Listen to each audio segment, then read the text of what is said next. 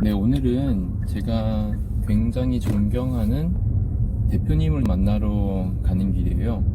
디딤이라고 하는 회사 아시나요? 디딤이라고 하는 회사는 우리나라에서 상장한 외식 프랜차이즈 회사 중에 한 회사인데요. 우리나라에서 순수 외식 프랜차이즈로 주식시장에 상장한 회사가 몇 개 되지 않아요. 미스터피자, 맘스터치, 그리고 디딤, 그리고 한두 개가 더 있나 그럴 거예요. 대기업에서 시작한 프랜차이즈 말고요, 외식 프랜차이즈로만 시작했던 상장한 회사는 몇 개가 되지 않는데 그 중에 하나예요. 카페베네도 코스닥에 상장을 하려고 시도를 한번 했었죠. 그런데 기업 공개 과정에서 좋지 않은 성장률로 상장을 하지 못했습니다. 결국 카페베네는 상황이 더욱 안 좋게 되었죠. 어제 제가 카페베네의 기업 현황을 좀 살펴봤더니 2015년, 16년, 17년 3년 동안 적자를 기록하고 있고요. 적자 규모는 몇백억대예요. 현재 제가 살펴봤더니 자산보다 부채 비율이 더 커서 세차를 하고 가야 되겠어요. 오늘은 좋아하는 대표님을 뵈러 가는 날이니까요. 세차를 하려고 했는데요, 오늘 또 비가 온다네요. 오늘은 세차 생략을 하고 바로 출발하겠습니다. 제가 많은 대단한 대표님들을 배웠었는데요, 정말 규모에 따라서가 아닌 규모와 관계없이 정말 인격적으로 훌륭하신 분도 계시고요. 제가 이런 말씀 드려서는 좀 죄송하지만 정말 좀 이분은 참 아니시다라고 생각을 하는 대표님, 회장님도 계셨어요. 그 중에 한때 대한민국 카페 시장을 주도했던 카페베라고 하는 카페베머라고 하는 브랜드가 있죠. 지금은 참 제가 결과를 보고 말씀을 드리는 게 아닌데요, 그 회사 같은 경우는 제가 대표님을 직접 뵌 적은 없어요. 전화 통화만 했었거든요. 근데 우연치 않게 그 카페베 X, 한때 신호등보다도 더 카페가 많다라는 말이 있을 정도로 잘 나가던 브랜드였는데도 지금은 그 기업 상황이 굉장히 많이 안 좋죠. 아까 말씀드렸다시피. 그런데 제가 그런 상황을 어느 정도 예측이 가능했던 것은 그 경영진 이제 대표님과 그 형님이 통화를 했을 때 느낄 수가 있었습니다. 제가 통화를 요청을 한 게 아니고요, 우리 회사로 전화가 걸려왔어요. 처음에는 비서가 전화가 걸어와서 저를 바꿔달라고 얘기를 하고, 제가 받으면 형님이 중국 지사장님으로 계셨나 그랬던 걸로 제가 기억하거든요. 중국에서 편의점 사업을 하신다고 연락이 와서 제가 통화를 하게 됐는데, 당시에 연세가 물론 전 30대 초반이었고 그분은 물론 연세는 많으셨어요. 50대 초반이었던 걸로 기억은 하거든요.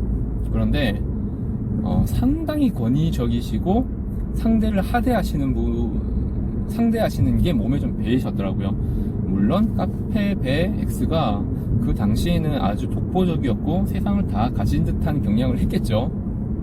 그런데 일면식도 없는 사람한테, 그래도 아무리 소기업이지만 기업의 대표한테 전화를 하면서 이렇게 반말 섞어서 이야기를 할 수가 있나라는 생각을 좀 했었고요. 두 번째로는 저희한테 비즈니스 통화를 한 거였거든요. 왜냐면 저희 회사에 전화할 이유가 별로 없잖아요. 당시에 저희 회사 특허 튀김기가 하나 있었습니다. 굉장히 편리하고 효율적인 튀김기가 하나가 있었는데요, 그 튀김기를 자기가 사업을 하고 있는 중국 편의점에 넣고 싶다라는 내용으로 전화가 오신 거예요. 그래서 제가 통화를 하는 과정 중에 카페베 X라고 하는 브랜드의 대표의 형이라는 이야기는 제가 듣게 됐고요.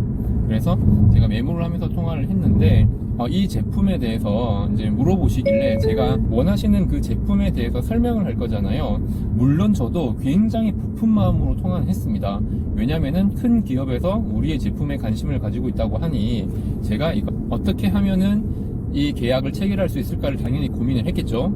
30대 초반에 굉장히 들뜬 마음으로 통화를 했는데 그 들뜬 마음이 통화한 지 3, 4분 만에 완전히 없어졌어요. 그 이유가 뭐냐면 저에게 전화를 하셔가지고 제가 이 제품이 전기는 이 정도의 열이 필요하고요, 시간당 튀겨낼 수 있는 양은 이 정도가 되고요 라고 설명을 하는데, 됐고 그래서 얼만데 이러시는 거예요. 예. 근데 혹시 한 몇 대 정도를 예상을 하시나요? 그러니까 몇 대에 얼마인지 다 그쪽에서 얘기해봐, 이렇게 얘기를 하시더라고요. 그래서 그 당시에는 제가 사실 크게 경험이 없는 상황이고 굉장히 계약건에 대해서 원하는 입장임에도 불구하고 이거 하고 싶지 않다, 이 생각이 딱 드는 거예요. 제가 통화가 끝날 때까지 마지막까지 예의를 지키기 위해서 노력을 했는데, 제가 전화를 끊고 나서 어떤 생각이 드냐면, 내가 무슨 부귀영화를 누리겠다고 얼굴 한번 본 적 없는 사람한테 이렇게까지 무시당하듯 통화를 해야 되나 라는 생각이 들고, 그 뒤로는 전화를 안 드렸어요. 그쪽에서 견적서를 보내라고 했는데 솔직히 어떻게 보내야 될지 그쪽에서 가이드라인 얘기를 안 해주셨고, 저보고 알아서 보내라는 어떤 그런 뉘앙스로 전화를 끊었기 때문에 안 하기로 마음을 먹었습니다. 제가 이범택 대표님을 만나러 가는 길에 상장한 회사 이야기를 하게 되었고, 그러다 보니까 예전에 상장에 실패했던 카페벤의 이야기가 자연스럽게 나오게 됐는데요. 우선 오늘 사무실에 들어가면 현재 카페벤의 현황에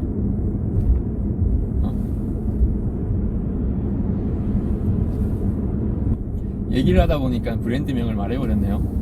말이 나온 김에 오늘 제가 사무실에 들어가게 되면은 지금의 카페베네의 현황은 어떤가, 그리고 전 카페베네의 대표이사는 현재 무엇을 하고 있는가, 뉴스를 참 간략하게 설명을 드릴게요.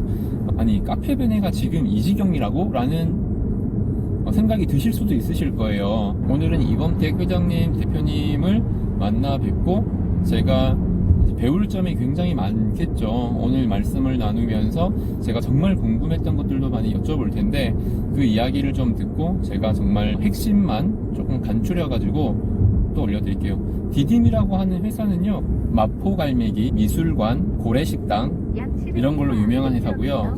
더 유명한 거 연안식당. 지금은 벌써 200호점에 이제 다다랐을 거예요. 넘었을 수도 있고요. 최근에는 제가 안 알아봤는데, 연안식당은 꼬막 비빔밥의 거의 원조격이라고 할 수 있어요. 원조격 프랜차이즈라고 할 수가 있고요. 연안식당 짝퉁들도 굉장히 많이 생겼죠. 그런데 다들 힘들다고 합니다. 제대로 되는 곳이 없대요. 연안식당은 지금은 이제 꼬막 비빔밥 이외에 해산물 식당이라고 보시면 돼요. 매장의 만족도 굉장히 높고요. 매장당 매출과 수익률도 상당히 높은 편입니다.